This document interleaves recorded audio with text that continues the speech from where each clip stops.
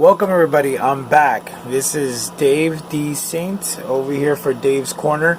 About to review another movie. This is episode 3. About to review another movie that I saw this past weekend. This was a big week for movies. There was Dora the Explorer. There was Scary Movies to Tell in the Dark. The Kitchen with Melissa McCarthy, which was a very, very good movie, which I'm going to review.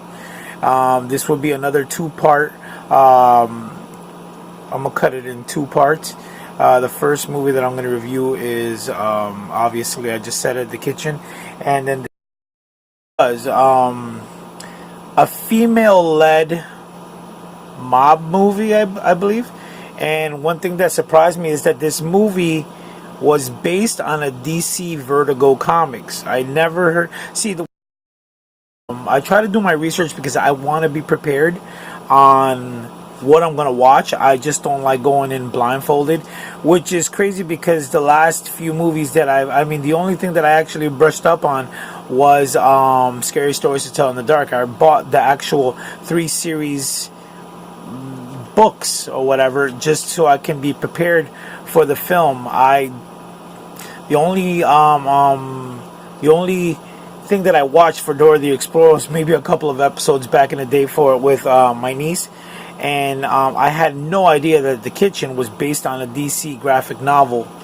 But I went into this movie blindfolded. I had heard that Melissa McCarthy did another movie where she wasn't a comedian. She stepped out of her comfort zone and did another shocking another shocking dramatic film. And this movie turned out, it did not fail. Honestly, it was up there alongside some of the great mobster movies. Well, you can't put it up there with like The Godfather or The Goodfellas or even Casino, but it was along those lines. I would put it up there with Bronx Tale, which was another good movie. But this movie shocked me because it was about 3 women who are faced with a dilemma where their husbands are taken into custody and they have to serve 3 years in jail. So and their mafia related associates don't want to help them out to and they don't have any money because their men are the one who actually provide for them. So they decide to take it upon themselves and start collecting what their husbands would be doing. And if you do what you gotta do. Some kids.